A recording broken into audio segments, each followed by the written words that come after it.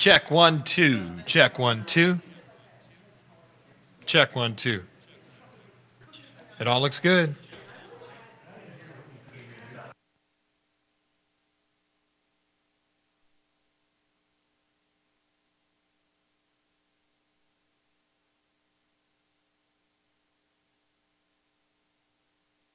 Check 1 2 3. Check 1 2 3.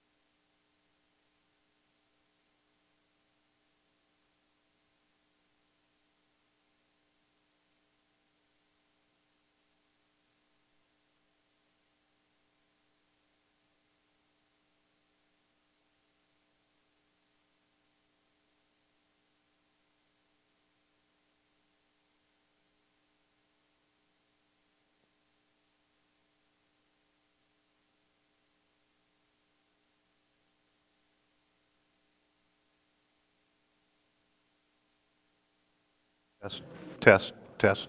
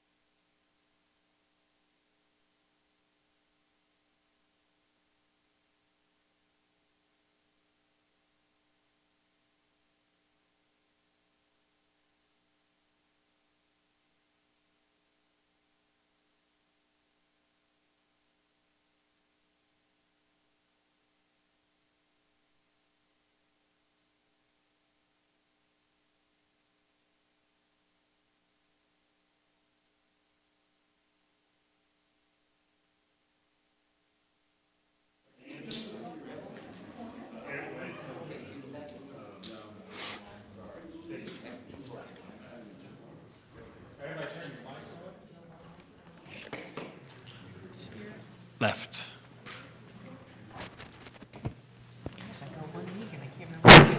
Wow, that's loud. I wonder if I can. Test, test. Okay, I'm good. Good.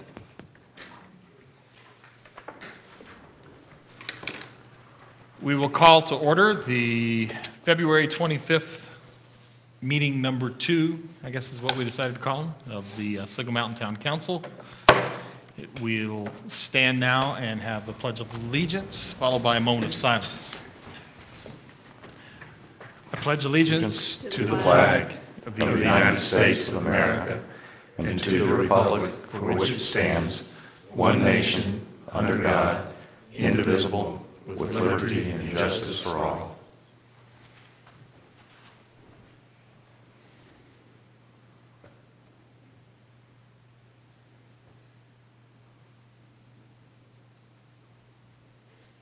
Have a seat.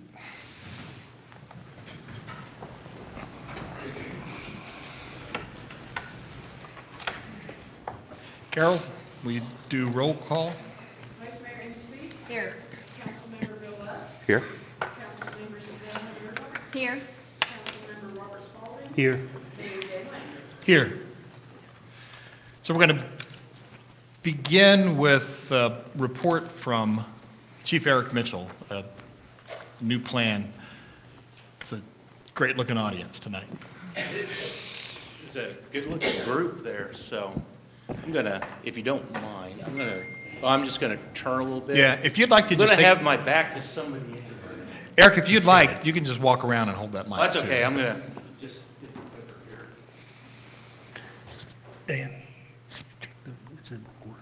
Dan. Thank you for giving us this opportunity. We've worked very hard. I think we have a, Sorry. that's okay. Well, we noticed the light was the wrong color, so, or I didn't notice. Tangled up in your earring. Push it a Now second there's time. no, Sorry, I thought you might be able to see it from your position. I've never turned it on before. Is that better? All right, but that's okay. Okay, what I'd like to do tonight, we're going to talk a little bit about our new strategic plan. We just finished our first strategic plan since I've been here. We did a 5-year plan that ended in 2019. It was a 2014 to 2019 strategic plan. And I'd like to say, you know, we spent a lot of time in development of that plan, months, almost 6 months, the first plan. And when we were, one of the first part in this process was we reviewed how we did in our old plan. And one of the things we do is every year we get together and we look at ourselves and see how we're doing, how we compare to our plan. And I'd like to say the last plan, we completed really about 90 or 95% of the things that were in the plan, which is pretty amazing, I think. I've been in organizations that would develop a strategic plan that went on a shelf, and that's the last time you saw it. That's not what we do. We have it's a living, dynamic document that we try to maintain. You know, in that plan was also the new station and the new people, and that was, you know, with council support and mayor support and support of the community that we were able to do that. But our new plan,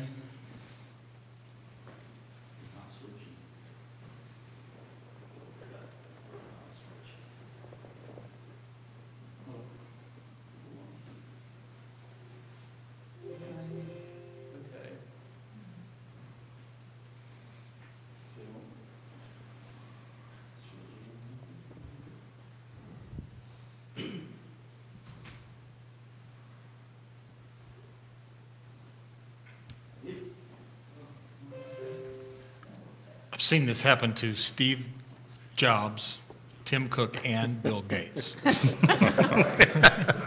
You're in good company. I did do this before, so I remember the word money.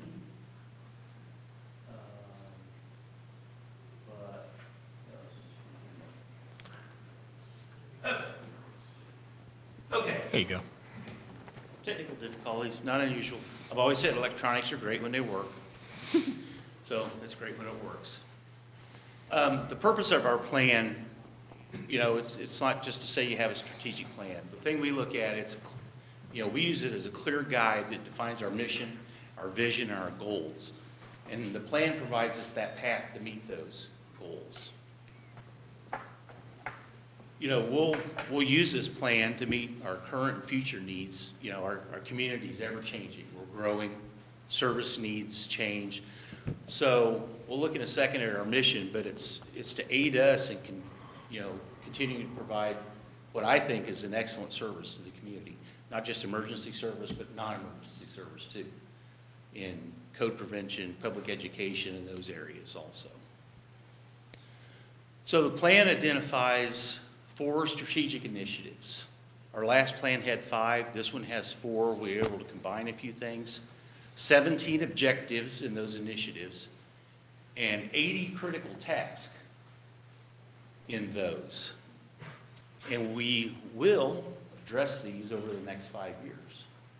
I'm not saying we'll complete it all, but they will all be addressed. So one of the things that we did our last strategic planning process, we worked hard on redefining our mission statement. Our mission now, this is what's been for 5 years, our mission is to protect all life and property through the delivery of quality professional emergency services, fire prevention, and public education. Very short, sweet, that's exactly what we do every day. The department 5 years ago didn't have a vision statement. We do now. You know, our vision is we will serve the mountain community by guiding our department into the future and becoming leaders in our profession. We are driven to provide a productive and efficient organization while honoring our values, achieving our goals, and accomplishing our mission.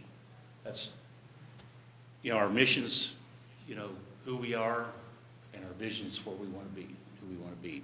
The other thing we did, we developed a set of core values. Core values are what we all live by every day, the entire department. Personal integrity, responsibility, respect, teamwork, and probably one of the biggest ones is, and I use this 2 ways, these are all important, but one of the things we have to do, whether it be in an emergency service, non-emergency service, or for me, in my job, to my boss, is we have to have results.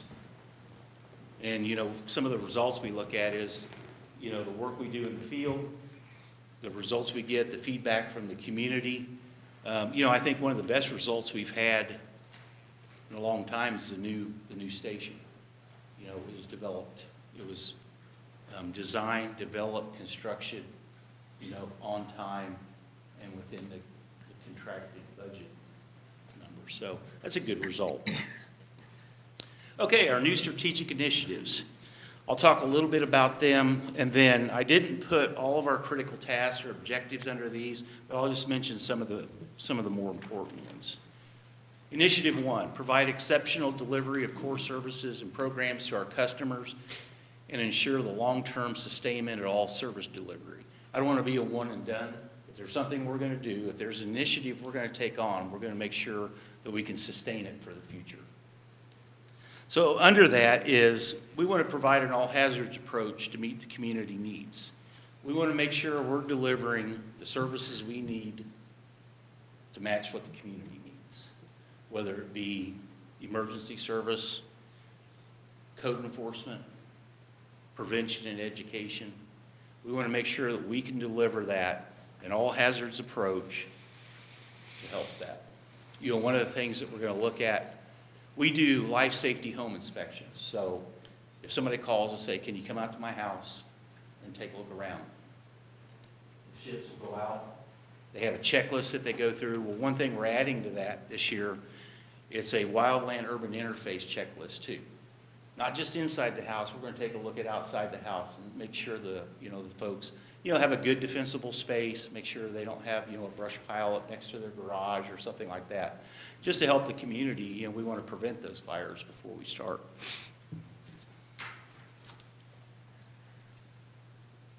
Our second initiative, maintain a high-quality resource management.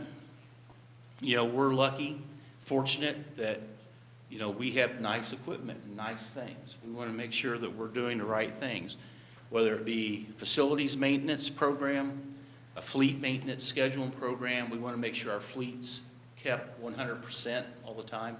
We want to make, there are standards out there for that. We want to make sure we maintain the fleet and the standards. You know, we want to look and see, explore other needs in the area, apparatus or vehicles. Is there something that we need? This year, the police department, fire department were able to secure a Homeland Security grant. We're going to get a new ATV that we can use, you know, on the trails, or the police department can use. We can use it for anything, but we were able to secure that. Inventories and replacement plans. We want to make sure our equipment's kept up, you know, our vehicles and all of our major equipment, and make sure that our replacement plans are where they need to be and we're replacing equipment as it needs it. And we want to look at our training facilities and develop an improvement plan. There's nothing more important probably to the fire department than training. You don't train until you get it right. You train until you never get it wrong. We want to make sure that, you know, I always tell, one of the things they've heard me say 100 times is, you know, my job is to make sure they have the tools they need to do their job. Tools is not just stuff, it's not just trucks, it's training and professional development. So we want to make sure our folks have what they need to do their job safely and efficiently and effectively. So we want to maintain a highly skilled workforce. That's important. How are we going to do that? You know, we want to take a good look at our current, you know, workforce and staffing levels. We were just fortunate enough to open another station, add staff. That's last year, we pulled the records for our response times. And so for 2018, our average response time, this is to all calls, was 4 minutes and 30 seconds. It's outstanding. That's outstanding. And that was even before we officially opened Station 2. So hopefully we can continue to make that a little better. But that's within the national standards, so which a lot of departments aren't. So we're going to look at our staffing and our structure of the department. We're going to look at our recruitment methods. You know, are we recruiting the right people for the right positions? We want to look at that.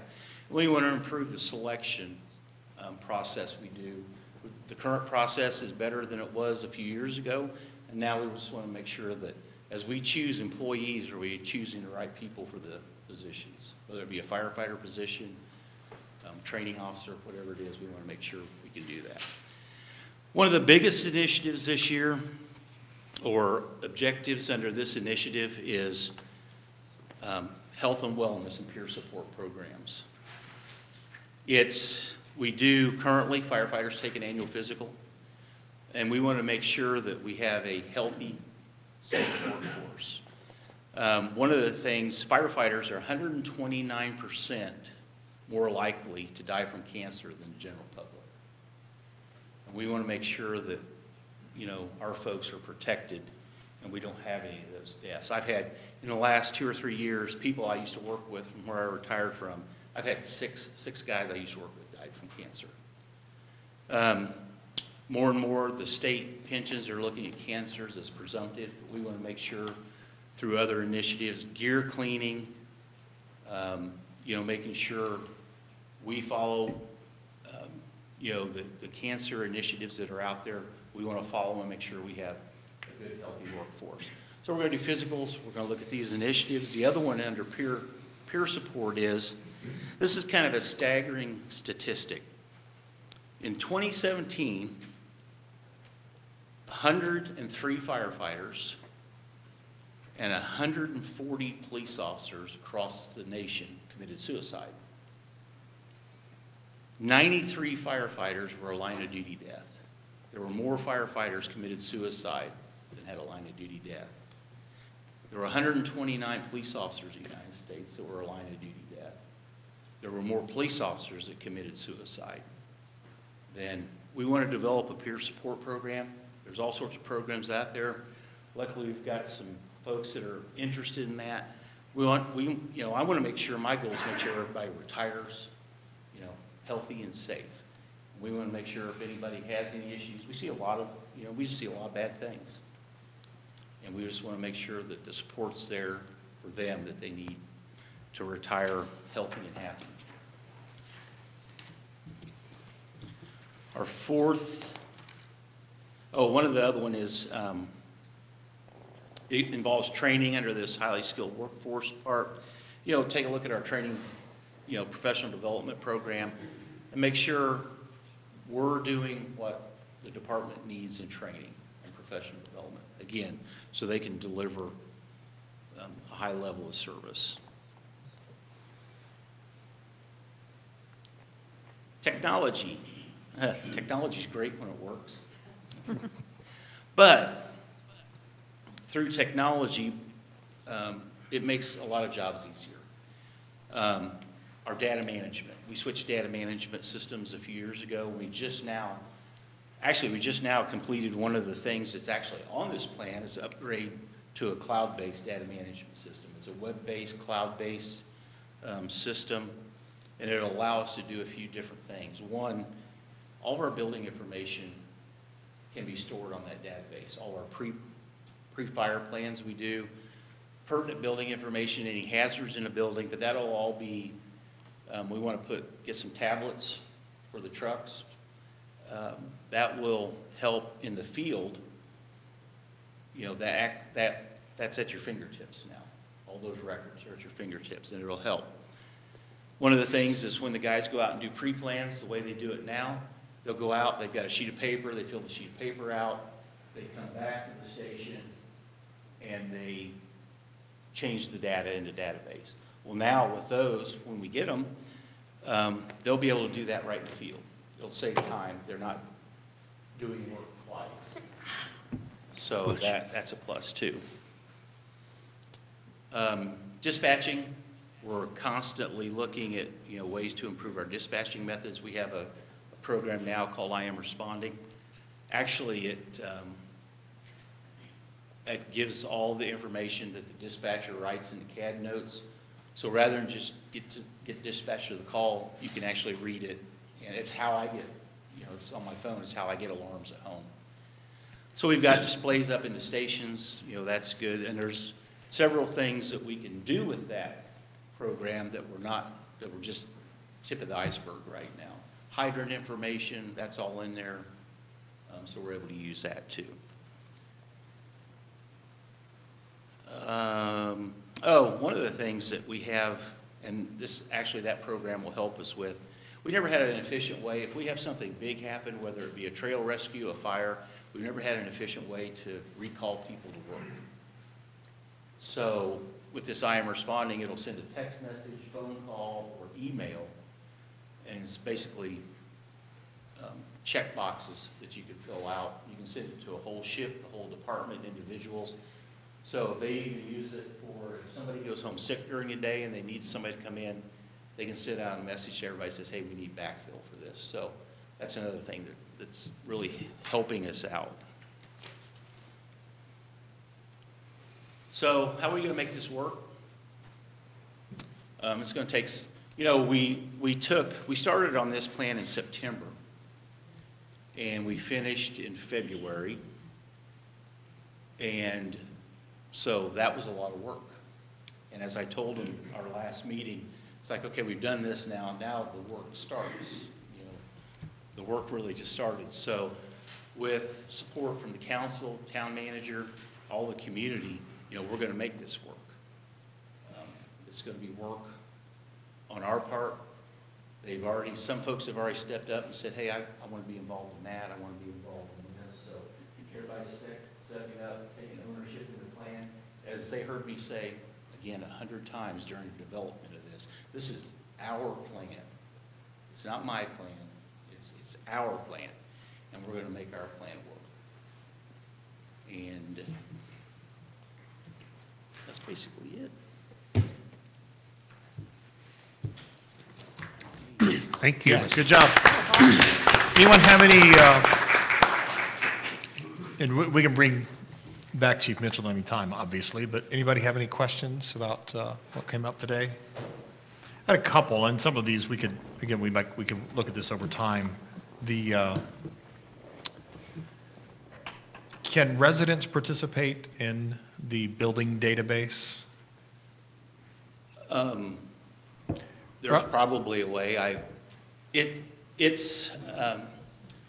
database is very robust, can be very robust, and as I've said before, it's only as good as the information we get into it. So, So if you went to a big house that had 3 children and 1 special needs child that was in a certain place, how would you know that? right now, we wouldn't. The dispatch center can do premise notes. It's called premise notes. So if we have a special needs person, elderly person, a child, they can put that in premise notes. We can put premise notes in about businesses or even residences that say, big dog in backyard. So there's a way, that way. That's one of the most efficient ways when you're going on calls, because they'll give you that information Right. when you're dispatched. But we have to gather it to get it to dispatch. And sometimes we find about it the hard way, especially like the big dogs. Yeah. There used to be yellow placards and different designations for invalids. Well, Special. there used to be the top finders. Yeah. It was a sticker that you put on your child's bedroom window. Well, there's pros and cons to that. It's good to know that that's a child's bedroom, or you had a pet or an elderly person. But some groups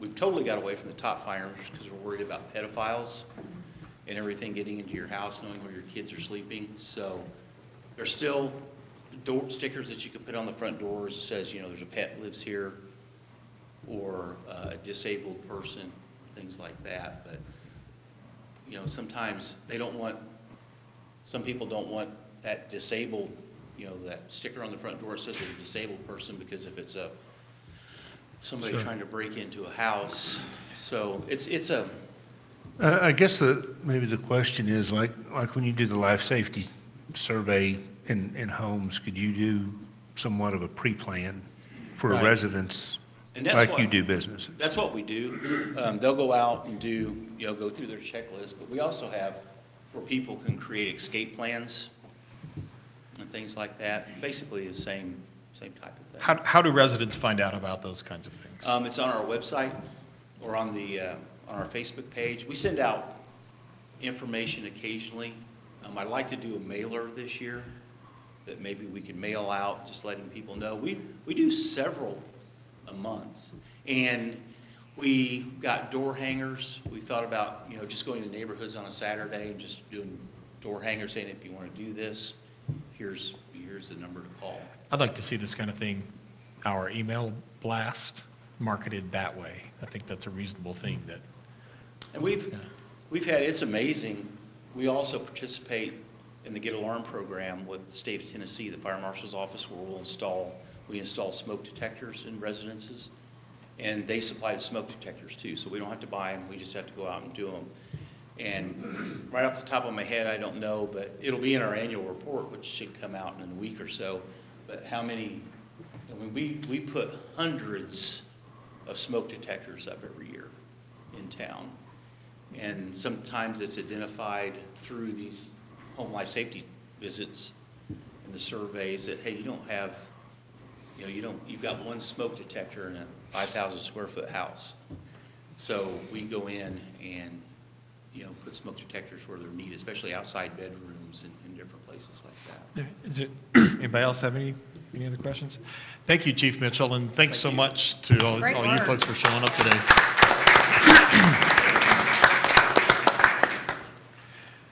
It's nice to know. All right, next is citizens' opportunity to address council. State your name and where you Elizabeth live. Baker, 1 Carriage Hill. And I'm glad the first one up after Chief Mitchell, because what I have to say is my family has taken part in the fire, or the smoke detector that they've come to my house and they've done the inspection. It is by far the most thorough inspection that I've ever seen done, and we've had it done in other areas where we've lived. I would love for the council to use whatever you guys can to get the word out that they do that type of services. It's a community service that is second to none. And so I really appreciated it when they came to my house. Very nice. They were great with the kids, and they talked about like where the kids sleep, and they talked to the kids to the level that they understood, as well as to us. It was a great experience. Thank you. Thank you.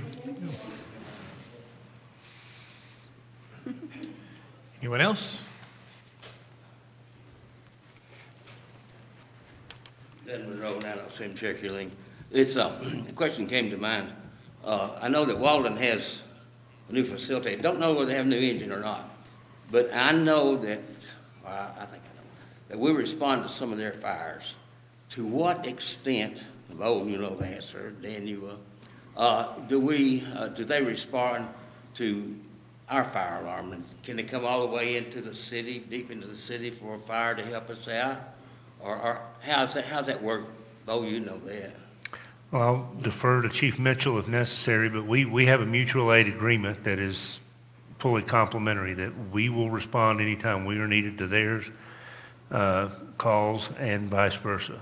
And even now we have Chattanooga is for the first time in that. So there really are no limitations in terms of response area or anything like that. If we need them and initiate mutual aid, they'll come. Does their alarm go off when ours goes off? Not, Walden, I don't know about Chattanooga. no, not automatically, no. So somebody has to call them. Okay, but They're dispatched through the same center as we are. okay. Well, that did, thank you. Thank you, Dan. Anybody else? All right, you can walk to the mic and just ask a question if you want to. All right, if there are no more, we'll continue with resolutions.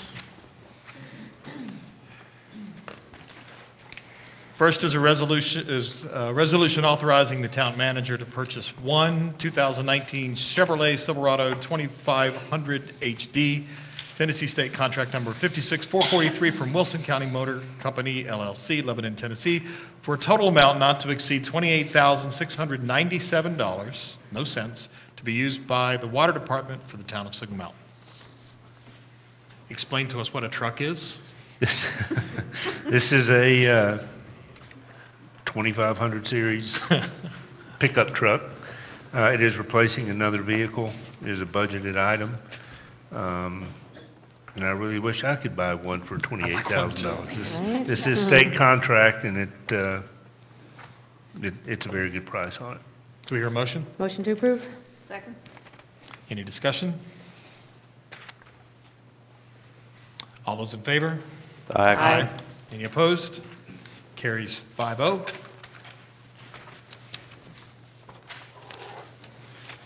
Next, we have a resolution authorizing the town manager to enter into a contract with Johnson, Murphy, and Wright, P.C. to audit town accounts from July 1st, 2018 through June 30th, 2019, and to provide payment for municipal auditing services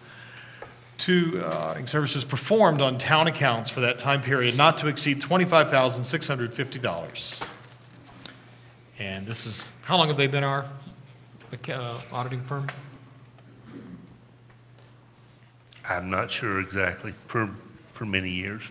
Since you've been here. Oh, absolutely. Yeah. Long before that. This is a slight increase from previous years, but just consistent with their How slight Trend. is slight? I had that on my notes and I didn't bring it with me. How much of an increase is this from last year? Last year was $24,800, so it's about an $850 increase.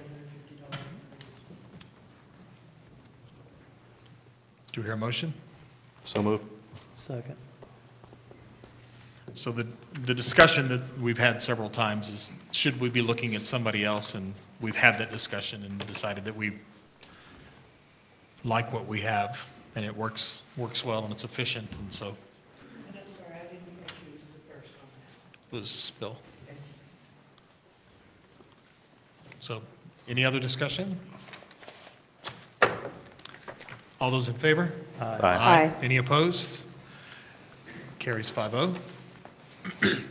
Next is a resolution authorizing additional funds for the contract with Allen and Hoschel, Inc. for the amount of $48,862 to cover reimbursable costs and additional architectural and engineering fees for the construction of a new fire station on Shackelford Ridge Road for the town of Signal Mountain. So this is not a new fire station. Is this wrapping up the end of? It's the last wrapping that up, yes, sir. I provided a sheet that outlined the additional architect and engineering fees, contract and completion calculations, hoping that would kind of help, because it is a bit of a complicated formula when you get down to it. It's negotiated. You negotiated was this down. ultimately. Our contract, like many of the others we've seen, are based, and the original resolution stated that it was based on 7.5% at that time of the estimated construction cost of $1.5 million. Well, we know through the process that cost went up considerably, but the contract is based on the actual construction cost. Initially, we had discussions with the company, the firm rather. The owner actually came in and met with us. And, you know, our point was that we really looked to them to help give us an estimate of what we were anticipating the cost to be. So they agreed to hold this until the end of the process, and that we would revisit it. Ultimately, when they came back, when they looked at the reimbursable costs, these are the surveys, the perk tests, fees that they paid, and all of that. The contract says that anything they pay in that regard, we would reimburse plus 10%. They removed that 10%.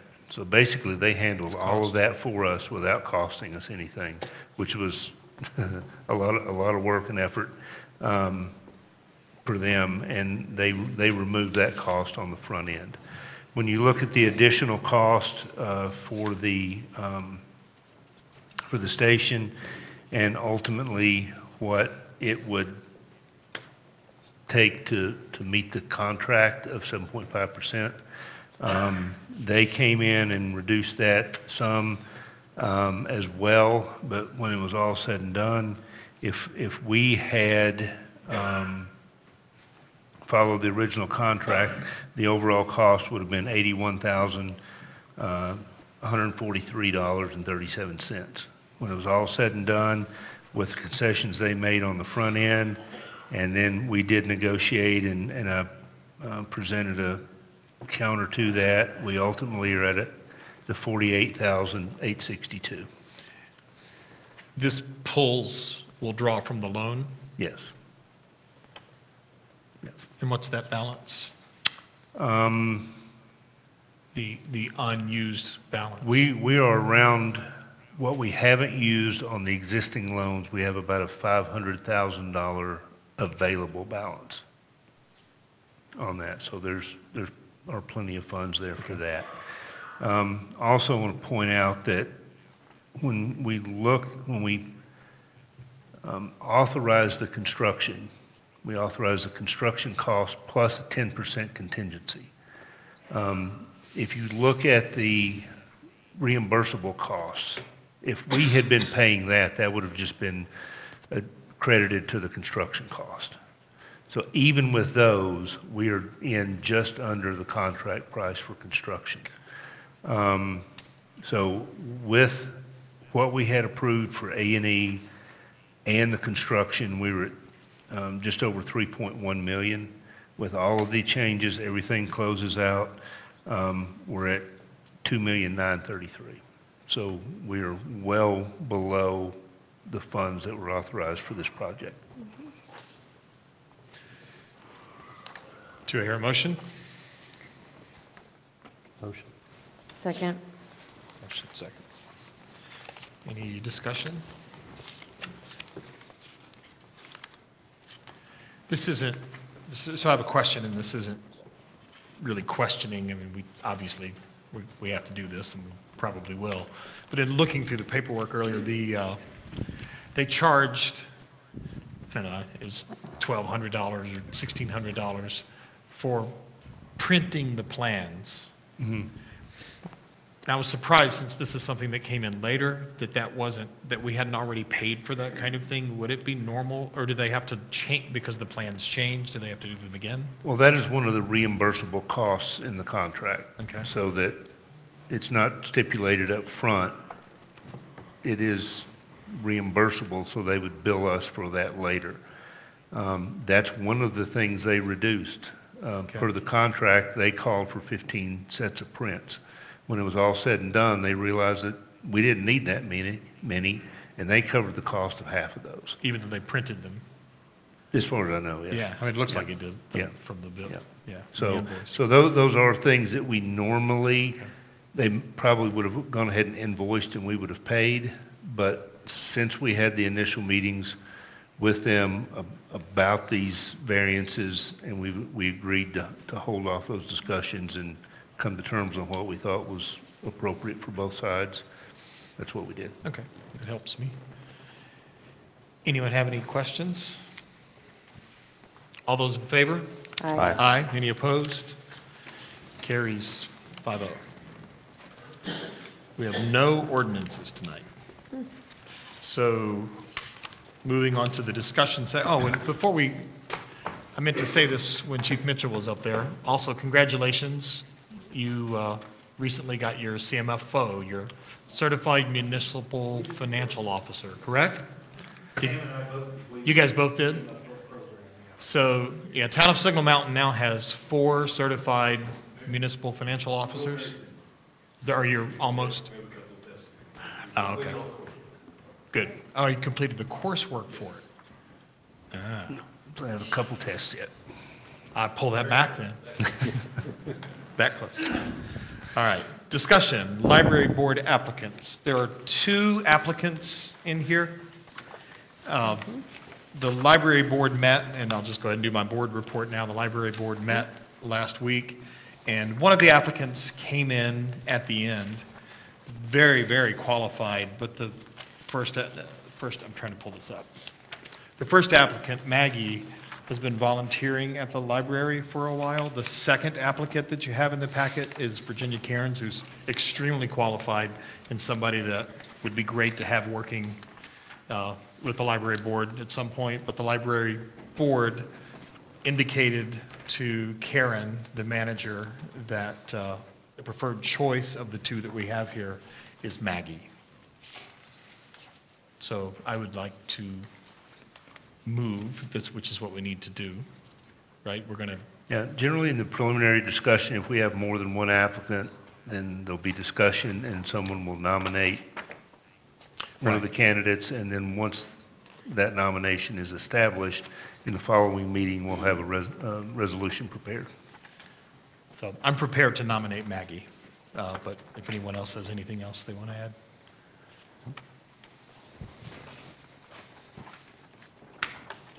Do we need to vote on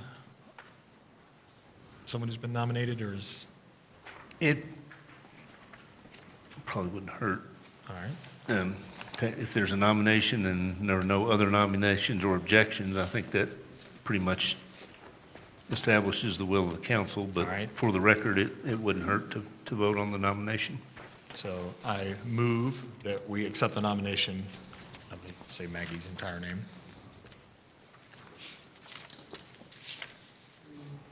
Maggie Green. Do we have a second? Second. Any other discussion? All those in favor of nominating Maggie Green to the library board, say aye. Aye. Any opposed? So that'll come up at our next meeting and we'll vote, right? So where's her application? That's the way it, Was she replacing somebody, or what was it? we had an opening, yeah. We had somebody. You had an opening and 2 applicants. So, Boyd, just to clarify, why can't we go ahead and vote tonight? Well, you could, as I told you when you asked me about it, theoretically, I could prepare a resolution for all of the applicants and have it available. But again, the practice has been to review them. If we only have one applicant, we've done that. But if there's more than one and there hasn't been an opportunity for discussion, the practice has just been to discuss it, decide who you want to move forward, and then we do the resolution. If the council wishes to have resolutions for however many applicants we have, we could do that as Could well. always- we We're could, just yeah. Just kind not of the way we've following the done. process Yeah. we've done. Yeah. Okay, just question, just asking, just for clarification. All right. As we all know, we mentioned last time, we lost Sam Powell, and there are a lot of ideas floating around about how we can honor Sam Powell. And we asked Boyd to take a look at what some of the options were, and just to give us some information about what is named and what isn't named, and those kinds of things.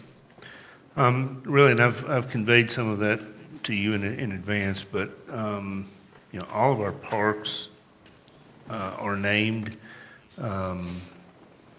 The one thought was the trailhead at Rainbow Lake itself, or perhaps a leg of the trail, but the Parks Board discussed naming one of the bridges that he certainly played a vital role in having constructed. So, you know, those really seem to be the most appropriate prospects, but that's really the choice of council. But as far as property or facilities or anything like that, couldn't identify anything that hasn't already been named. I've been approached with a few other ideas that I think we're still at the idea stage.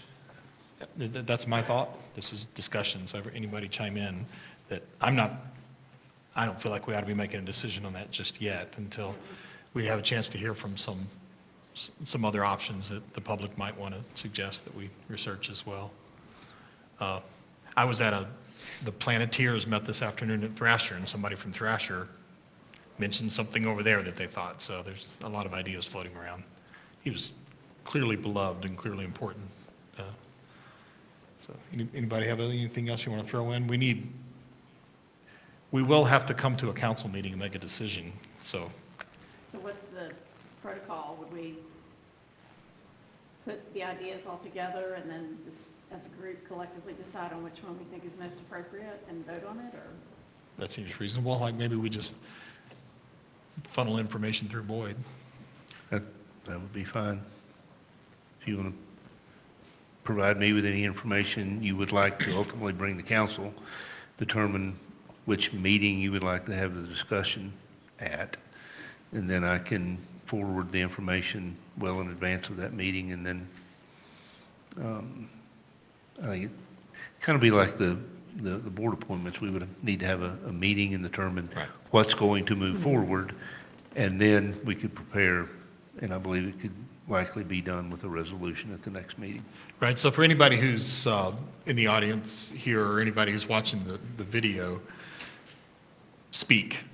If you have ideas, speak so that we can have a good discussion about it. So then the idea, we're having a discussion right now, but we'll discuss it more the next time we meet with more specific suggestions about what has come forth. Right. Well, I think the more grand the plan, the more complex it might be to just quickly vote on something, because some ideas could require seeing if they're possible legally and technically and all that sort of thing, right? Certainly could be. Right. Anything else? So we're just going to table it? Do we need to Well, vote on that? it's or- just discussion, Just yeah. discussion, So, Okay. and we said we would talk about a way to honor Phil Noblet for his many years of service. So, Boyd, did you have any specific? It was my understanding that council would consider know. that, and I'm just not good at this. I don't know what's well, proper. in the past, one of the things that we still have to do yet is Dick and Chris Howley. And in the past, I think fairly recently, we added to the process an honor tree, but I think with a honorary resolution and certainly doing an honor tree in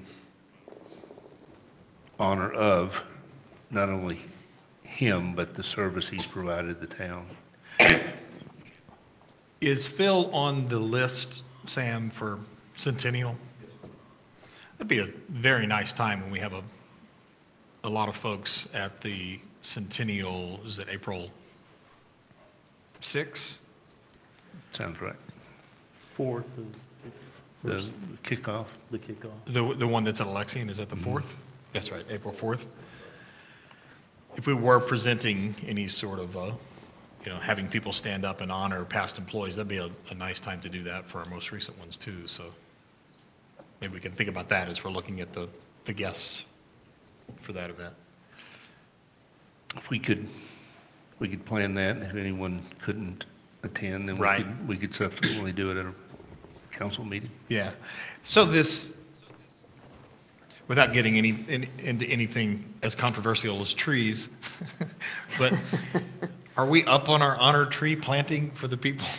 Has that been done? What's the process? How does that really happen? We have a few that are waiting to be planted because of some issues we've had with weather and Okay. everything, but How are they chosen? How are locations chosen? And how are they dignified? How are they marked?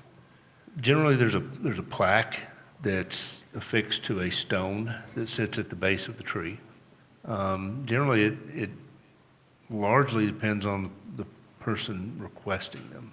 They'll ask for a specific location. They have a choice of species that they can request. But in this case, it's the council requesting. That would be generally for the ones for the most recent that are waiting to be, we plan on planting out by the parking lot and up here. Do you talk to the tree board to see what they suggest as far as species that would be? We chose from the list that they provide, but we didn't ask them for a specific recommendation on the tree. Is it okay if I bring that up Thursday at the tree board meeting? Absolutely. Just to see, just to think about the overall, direction we're going and what we need and. There was a specific request by Noah to have one of the trees here on the parking lot.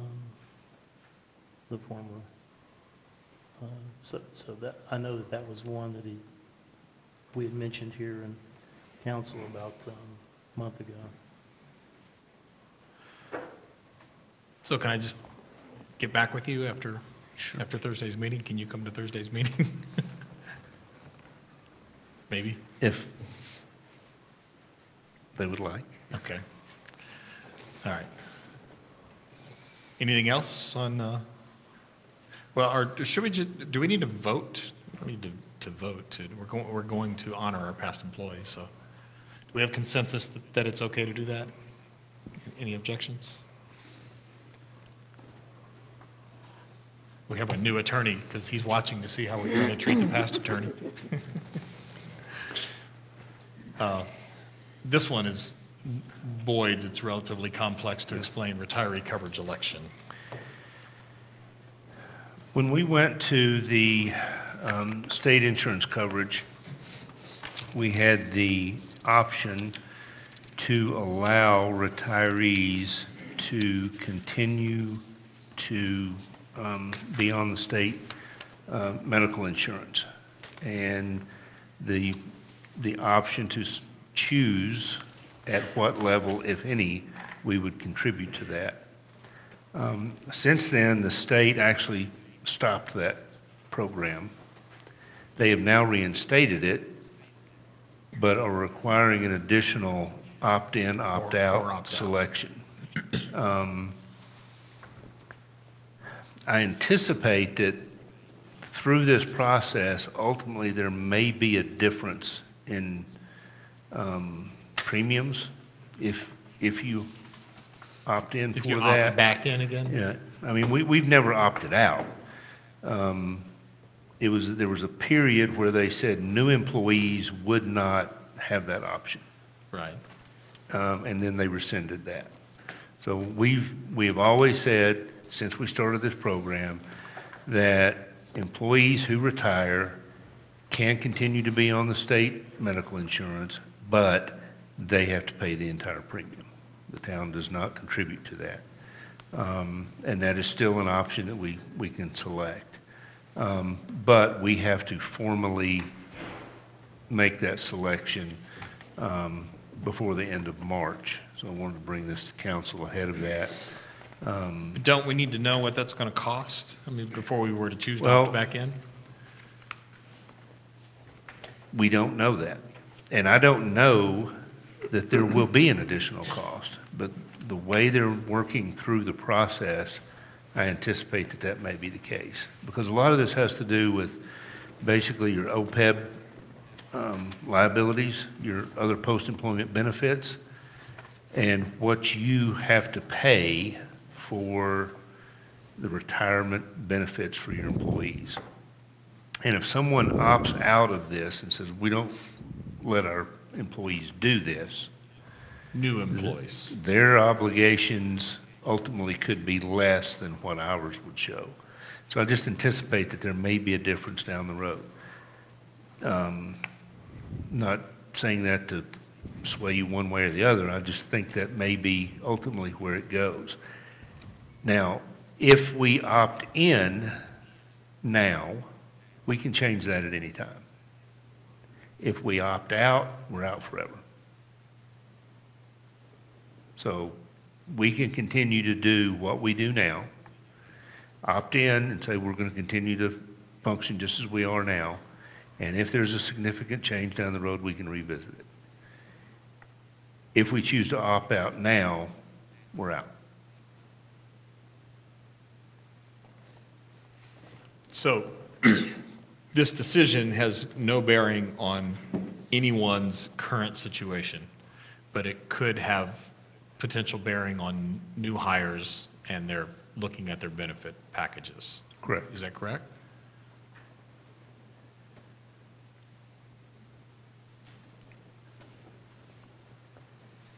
Seems like it would. I mean, there are people who do this for a living who determine, what your potential future costs are. But you're saying that's just not, you can't know? Until you know what, if any, impact it has on premiums. Right now, there's really no impact. There's no appreciable impact because we don't pay for any of those premiums post-retirement.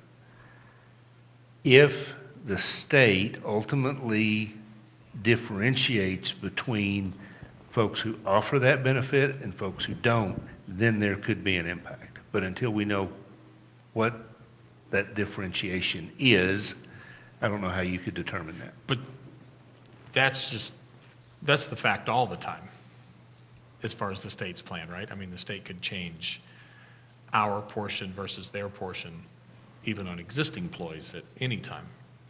No. No? That one's, We set the level of contribution for the premiums. okay. How much we pay and how much the employee pays.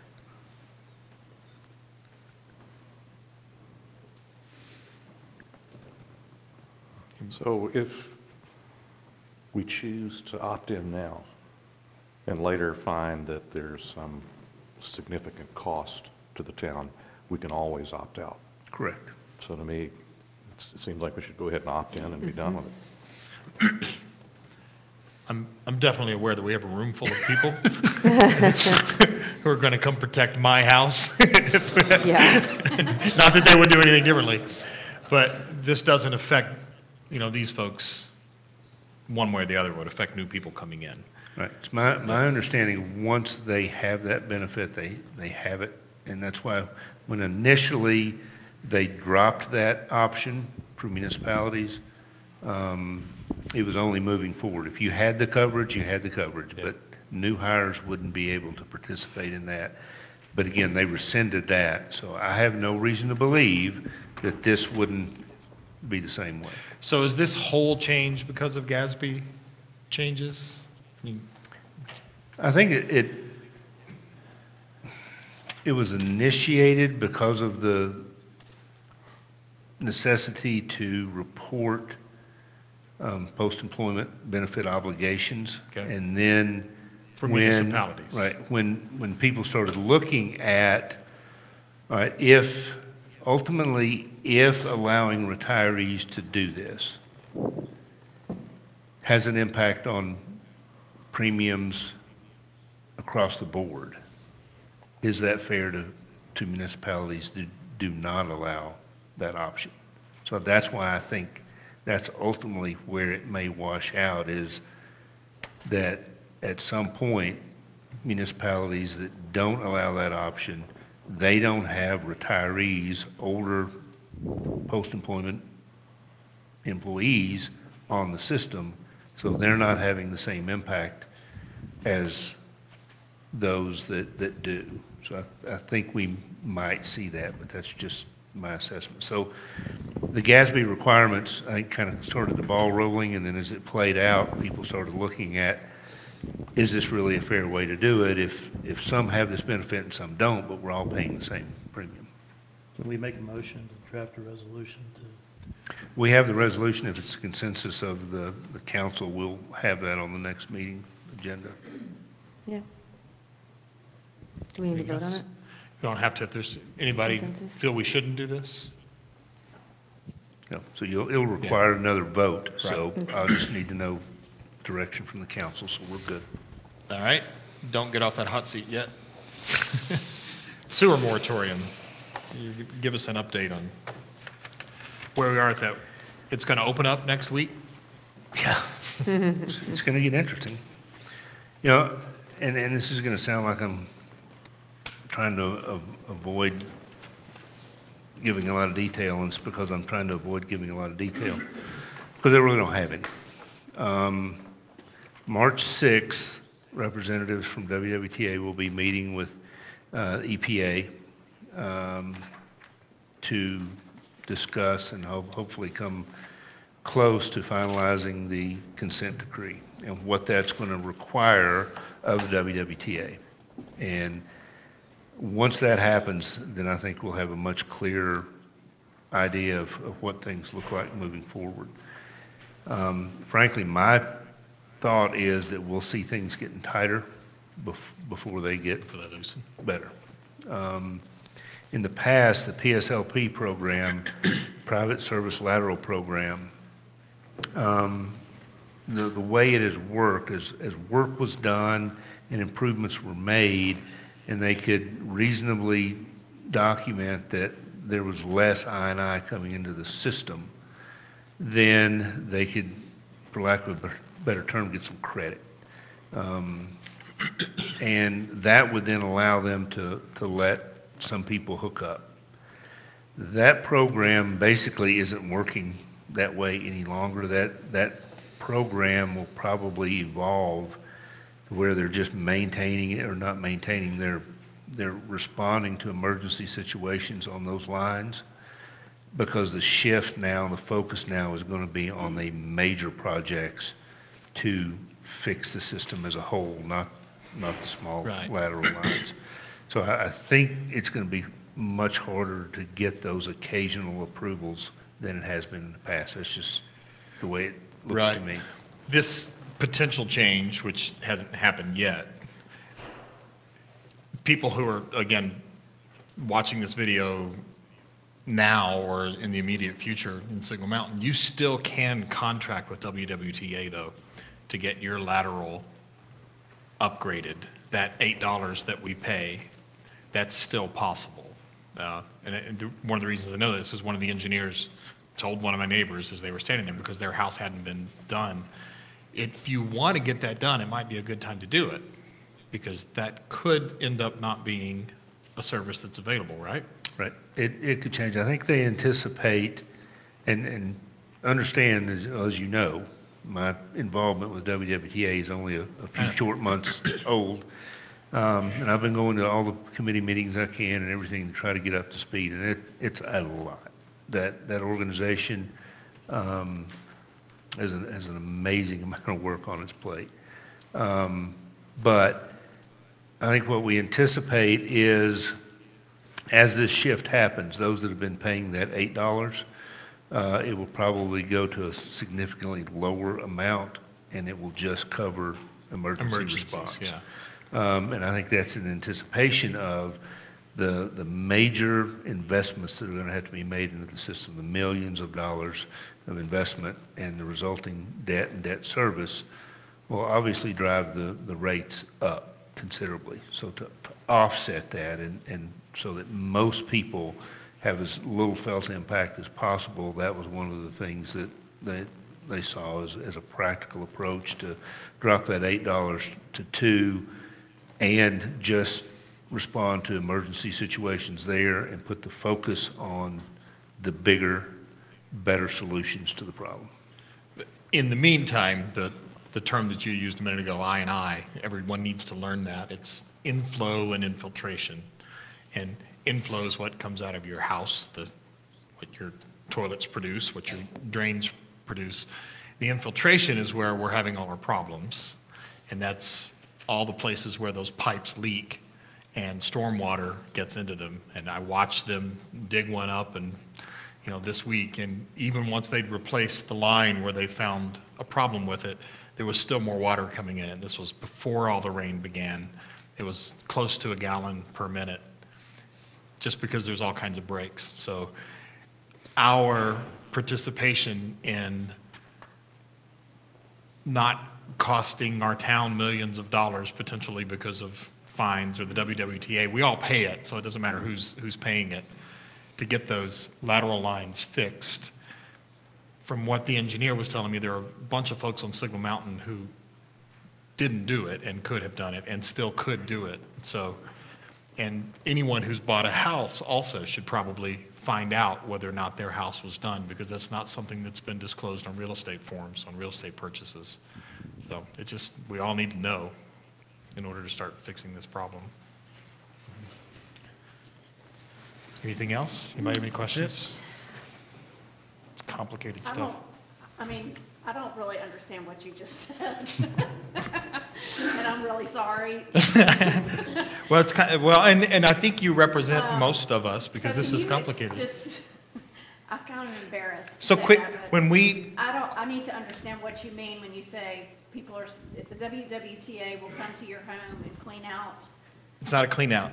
or. If your house potentially has, and correct me if I'm wrong, boy, but I'll take a shot here. You're on the board, yeah. You have a pipe that comes out of your house that takes all the sewage out, Okay, and it's supposed to go to a sewer line. gotcha. Some of those are very old and made out of clay or aluminum foil at this point, who knows? There's just all kinds of stuff in Signal Mountain. Many of them have failed. We all were assessed a fee, those of us who have sewers, of $8 that we pay. Okay. That's like an insurance policy that if yours is failing or has failed or has any stormwater getting into it, they will replace it for you for free. They'll mess your yard up good in the Do you process. have to ask them to come do that, or do you have to Yes. have a problem? They sent out a letter once upon a time Okay, to I remember everyone, getting that. correct? And some people, was like, I don't want those people in my yard. And Signal Mountain's participation wasn't the best. And that's one of the reasons we're under a moratorium. It's because there's so much, especially when it rains, our sewage coming from our toilets is overflowing down at the treatment plant and going into the Tennessee River. And it's mostly because of rain, mostly because of extra water getting into bad pipes. And the way we fix it is this way. Okay, Yeah. But that free thing might go away. I think people need to know that. Yes, the program will likely change Yeah. from an $8 and they did smoke testing, they cameraed lines, they did, they don't want to come in and fix something that's not broken. well, So how do that- you know, how would somebody know if they have a problem or not? Or- If Well, that's how they would assess So it. they would have to come, Right. you would have to intentionally contact them Well- and ask them to come. They will tell you this, if you call them, if your toilets boil, when you flush toilets, if your toilets bubble, that's one of the signs that everything is not flowing properly on the outside of your house. That's one of the best signs, especially your lower level, if you have a two-story house. It's not, doesn't necessarily mean that's it, but that's a Okay. good sign. And if you call them and say, I've got my toilet's bubble and it's been raining a lot, they'll say, we'll be there. Okay. Then everybody should do that. if they And, want. right. And when the program started, the idea was that they were going out and again, smoke testing, injecting smoke into the systems and trying to identify where leaks were and cammering lines. And it was a much more proactive approach.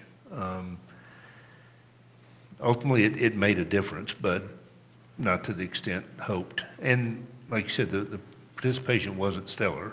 Right. So thus the shift to a more significant approach to resolving Yeah. the issue. We should be fired up about this because it's what we have to do to fix it. And one of the disappointing things I heard in talking to one of the engineers who was out, digging up our streets the other day was that they said, we wish Signal Mountain had participated to the degree that Lookout Mountain participated. So if that isn't a challenge for you, there's not one. Anything else on that? But the program, so this program though is finite. It still exists, but it might still change. exists, but it could go away Right. Or at least change in because they're nature. getting ready to take that fee off of people's water bills It's in anticipation of. possible. It's Other possible. I things think as we coming move to these other major projects, I think we'll likely see that program change. Then maybe we need to kind of have a renewed emphasis, everybody contact WWTA if you haven't before. If your toilets bubble, will you flush them? Especially when it's raining.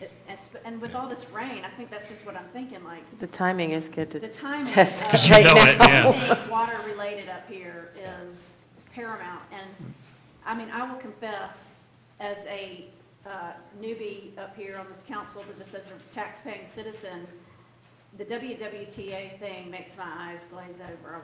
I don't understand it, so, but we all need to understand it, and we all need to spell it out for people so that, I, as a council person, can explain it to my neighbors, this is what you need to do, and this is why you need to do it. And so I'm glad that we're having this conversation.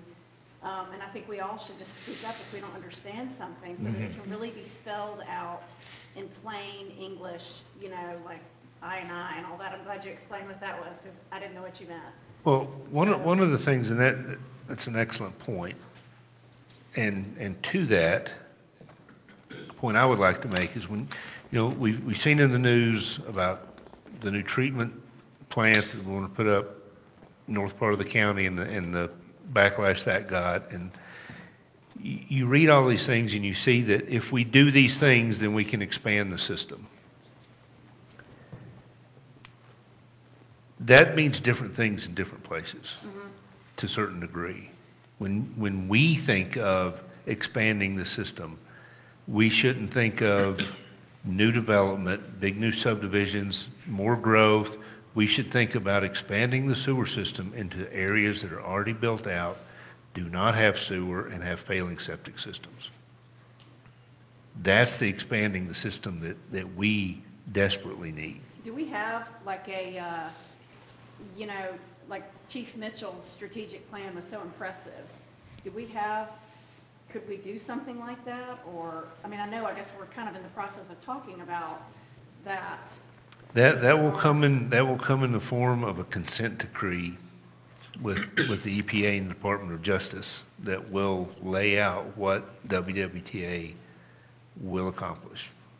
So that's not really on us. Well, but Yeah, it's technically the responsibility of WWTA, but it is certainly a partnership that we will all play a part in at some level. I would like to invite everyone to the Signal Mountain Community Forum. First Mondays, we were packed last time. We had representatives from both counties, talking about this very issue, and it's complicated. And the thing is, these issues are affecting every single person everywhere. Yeah. In our community, Right. We saw with the mudslide and I mentioned this last time in the last meeting. Shoal Creek runs in my backyard, and it's just crazy to watch the water flow Right. and the force and the amount. you know, when it's raining and even after. No, we're going to be talking about water a lot. Yep. In every form this year. All right, we could do this for hours, but we shouldn't. Update on high school traffic, preliminary research and meetings you've had, Boyd. We have, Sam and I have met with Dr. Harwood, we've met with the county engineer. I've gotten information from Justin Witt, who's over the facilities for the county. And just today, we met with Dr. Wilson at Nolan. We've discussed the county engineer was actually in the private sector when the school was being built. Worked on the sewer system for Nolan and everything. So even before the high school was there, he was involved in that project and then went to work for the county. So he was a wealth of information.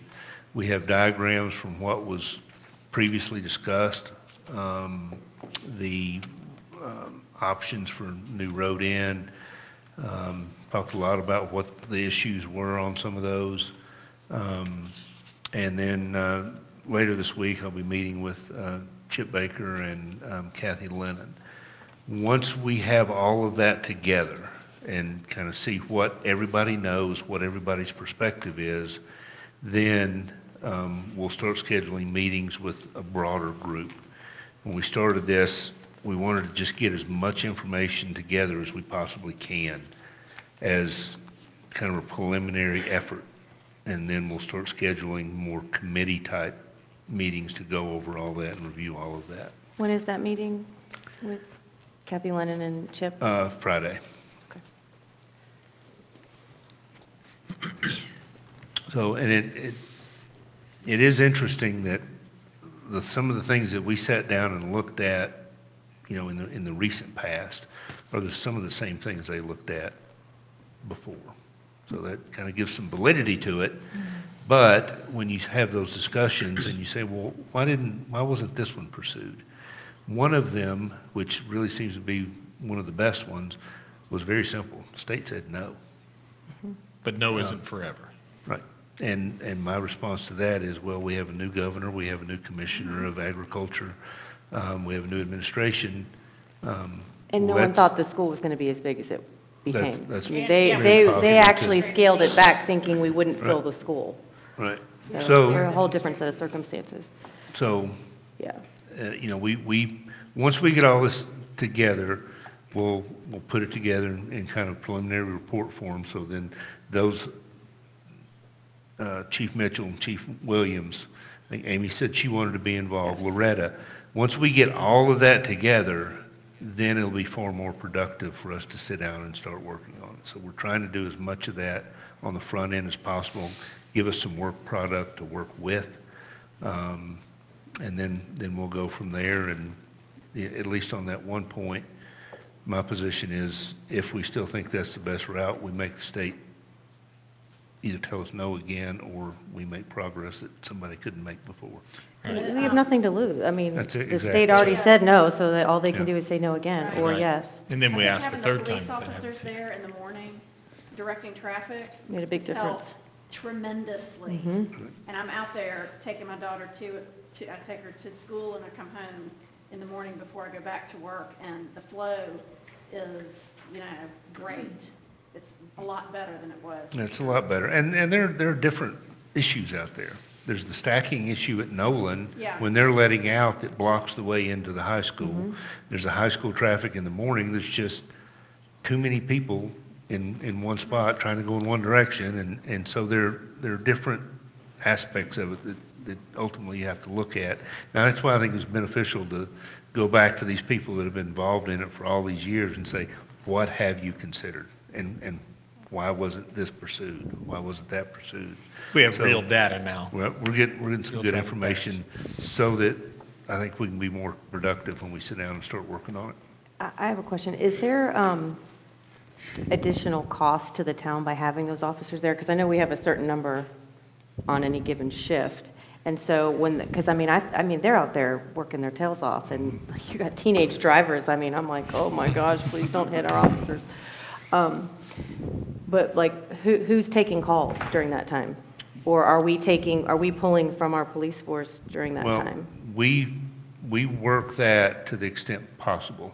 If we have a heavy call load, then there may not be somebody there to do it. But as long as we have available manpower, we're doing it. Yeah, so like So that would be we're not something I calling would want to somebody be in. brought up Yeah.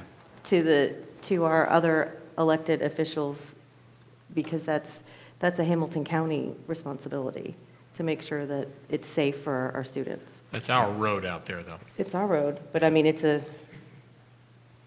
Yeah. what happens when they have a heavy call load? And, you know, along those lines, there's still folks that don't understand that Sam Powell Trail is not a town road. Right. And we've met with several people, and that was news. That we can't control, once you turn off Shackelford Ridge, we can't control this. And there's We're a trying giant to fig- pothole there. There's a giant one I saw today. Oh, my Now, gosh. actually, I went over there and filled that pothole myself one time. I know because- you have, Because and somebody I complained. But applaud you for that. technically, we can't do anything in there. We're just trying to figure out Mm-hmm. what some of the best options are, and then we'll be able to sit down with those other elected officials and try to get a cooperative effort off the ground. Thank you, Boyd, for No, your work on that. No problem. Just, this isn't really about the flow, but it's absolutely on topic with like Boyd going to fix that. The Nolan Elementary got some basketball goals about 2 years ago and couldn't get, the county came out a couple of times and could never get them in the ground because there's too much rock. And I checked with Boyd, found out we don't have the equipment, called WRUD, and they went out there like in 2 days and installed those basketball goals for Nolan. So just another reason that it's a cool community all the way around, people helping each other out. All right, discussion. This next part can take as long as we want it to. We have, shouldn't take that long though. We have board liaison reports, and I've already given mine because the library board met. The planning commission did not. So anyone else? Paul had a conflict, so we didn't have a centennial meeting. So I have met with Paul a couple times about Centennial, and we're working on the main program. We're going to have some fun things there, but we don't need to go over that here. I went to my first MAC board meeting, Anything to report? so, but I don't have anything very exciting to report yet. No report. We haven't met. Managers report? Since our last meeting, if you'll recall, you authorized hydrology study, Mississippi and Signal Mountain Boulevard. We also had a resident that came and provided information about some major issues he was having. After that, I went over and met with him and took a look at all of that. Frankly, he has reason to be upset. There's a lot of issues there. Also met with the lady that lives behind and over where drainage line actually runs through that property. We were dealing with them, even though it is private property and not our normal course of action. I asked Cliff and Kyle to go over there and see if there's anything they could do to get that open. And they took the hydrojetter over, which when we had that meeting, the question was, was it very powerful? That is minimum 3,500 PSI that they can generate with that thing. It's powerful and couldn't get it done. In the meantime, the owner of that property actually discovered some easement documents, and that the prior owner had given the Presbyterian Church a drainage easement through there, and they installed those pipes. This was just the end of last week. This morning, I met with representatives from the church, explained the situation with them, gave them the documents on the easement, and got a very positive response from them. This was 2002. So the people that own that property where the drainage pipe runs weren't aware of it. The folks that are at the church weren't involved in their roles back then, so it was it was a mystery until these documents were discovered. And so within a matter of a few days, we've met with the church, and they seem to be very conscientious about their obligations, and are going to do what they can do to help resolve that. That is great news. Are they going to try to remediate some of the issues that he's been having? That is a civil issue that we will stay completely out of. But, you know, I was impressed with their response to the matter. Now, that's just one part of that whole area issue, but given the exchange we had at the last meeting, I thought it was important you guys know that the town has actively pursued some resolution there, and Thanks for I think following up we're on that. moving in the right direction. As we've talked about, we're moving through the budget process. Over the next 2 or 3 weeks, I'll be working going over the department budgets. We finalized the scope on the bike trail project through here. We did scale it back some, pulled it away from the playhouse some, a little further away from the library, but she'll be working with Jared and Cliff on that. We'll be working with Jared, but I've asked him to consult closely with Cliff to make sure we don't get any erosion issues because of that. Spoke with the MTAS finance consultant today. Carol and I will be meeting with them on Friday to review what they have at this point. If we don't identify any major issues or missing links in that, they could have the report ready to present to council as early as at the March 11th meeting. So I'll let you know how that goes. Back to water issues, we have had a drainage washout around a culvert under Vailwood Drive. That roads had to be closed. Residents can get in and out from either end of it, so it's not impeding anyone from getting to their residence other than a bit of inconvenience. But we've ordered the materials ourselves to do the repair, and we found a contractor that can do the work pretty quickly. So we're moving forward with trying to get that resolved. We're scheduling a lot of meetings for grants. We have to do a kickoff meeting with TDOT for the sidewalk project through the town hall. So we have to have a design professional at that meeting. So we're working at trying to nail that down. We'll be going to the second of 3 LPRF mandatory workshops in Farragut on March the 14th, and we have the TML Legislative Conference on the 18th and 19th of March. Thank you. Tentative agenda is pretty open right now for March 11th. It'd be great if the MTS report is in then. It is. We do have, I did get back with Karen Rennick from DRC, and she's had difficulty scheduling, but said she can make the March 11th meeting to look at those recommended revisions to the DRC regs. If the MTS report came in prior to that, obviously, we'd want As to soon as see it's it. available, you'll get it. Yeah, Yes. so we could be ready for the March 11th meeting if it happens. What are the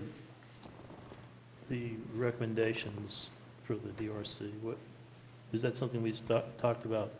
We got them a while back, and then we tried to schedule with Karen to come to a work session, and she had some difficulty there, and then you were gone for one of the work sessions, and then the last 2 meetings, she wasn't able to, but finally got it set for the 11th. Remember that document that talked about glass? Basically, this is the amount of glass on the front of the Well, building. I'll send those to you Okay. the next few days, so you'll have them again. Also, at one time, they were talking about a dog run over at the MAC. Did anything happen with that? The individual that was looking at that for a project has not contacted me again. So That one I ran don't- into some expense problems. Yeah, I mean, there were It's gonna some issues that would need to be addressed that had not been in the cost estimates, and I think that may have changed. And Chief Mitchell and I went around and looked at other areas that might provide a better location, but they haven't contacted Yeah. us. I know there are people still looking at the idea and maybe looking at some other funding sources for it, so I don't think it's gone yet, but just it's not an active topic at the moment. Are we on other business or still the tentative We're- agenda? Well, other business. Okay, I have a couple things. I know I wasn't at the last meeting, and we've just kind of moved to the 6 o'clock nighttime meeting. How long was our meeting? We were at under 2 11. hours. Yeah, about an hour and a half, a little more. Okay, good. Let's see, and I've started a different job, so getting us all together to do that drive-around signal thing is presenting a challenge, I think, for all of us to get together. Is the council agreeable to maybe do it on a Sunday afternoon? I'm happy to still donate my car. I just cleaned it out. So maybe we can talk about a date that works. I'm pretty Yeah, open that on works. Sunday afternoons. I'm open to that. And I mean, we'll just be mindful of each other's time and try to, obviously that's a weekend and we'll knock it out. Okay. And then the other thing I wanted to, Will you doodle that again? Yes. Will you doodle Yeah. that again? I'll send that out for the, I'll look at schedules. in yes, the next because few spring weeks. break is coming up. That is a weekend that will be harder for me. I'll be out of town. And then the only other thing I had was, I'm going to be meeting very soon with Dr. Johnson and Kathy Lennon. I've talked with Dr. Harwood about start times. That was brought up when we were discussing the independent school district, and it kind of died down. And I've been meeting with a lot of teachers, and just kind of wanted to bring that back up. And Dr. Johnson was very agreeable, or at least his liaison was. So I'm looking forward to that. And Dr. Harwood kind of gave me the other contacts. So I'm going to be doing that. So I just wanted to. Cool. I'm very excited that we're able to work on these things. I think it'll be very beneficial for our teenagers. Anyone else have any other business? Other business, yeah. Other business. Sparkle Day is the 23rd. Obviously, it's about a week or two before the centennial. I would hope we'd have a major turnout for Sparkle Day to clean our community up before we have a 100-year celebration. So hopefully, that Saturday from 9 to 12, it'll be well attended. Right now, there's no plan for a rain date. We did the same thing last year. We did it in the rain because it was raining on and off that time. So if people can't participate, then at least they can clean up in and around their immediate neighborhood. So there's a lot of ways of participating. There is a Facebook page that's activated each year. It's activated again. Maybe the different departments can share that Facebook page with the fire department, the police department, and that's all I had.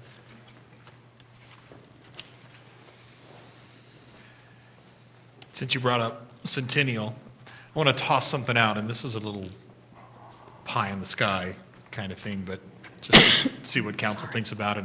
And Boyd, I texted you about this. We're looking at different locations for the 4th of July for things to do, and we've discussed, maybe having for music at that big celebration, maybe having a Signals Got Talent kind of thing, where we just get a bunch of local people and everybody doing it and have a variety show going for an extended period of time. We've talked about the baseball field, as a possibility for it.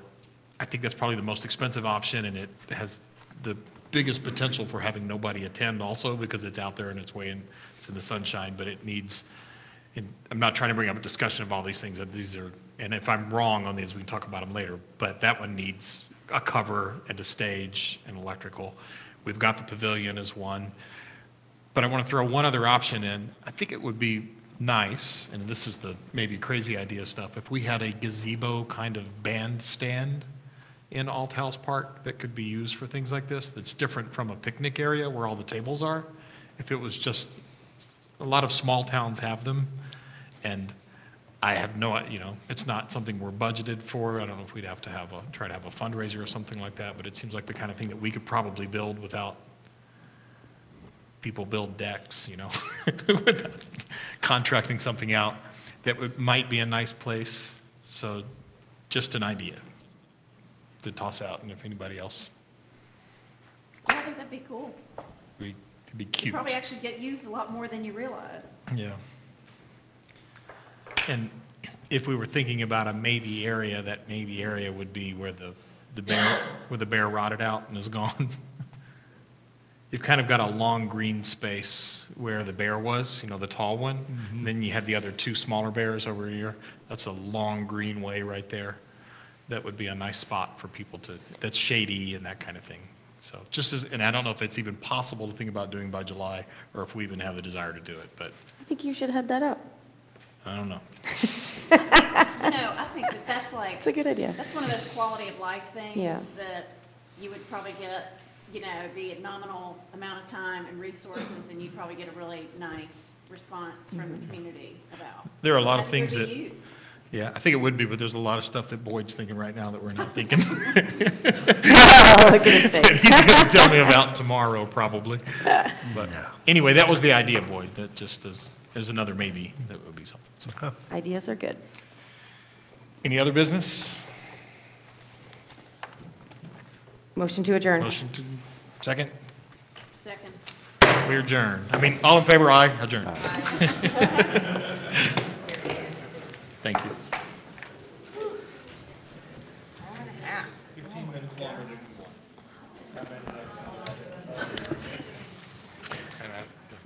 Yeah.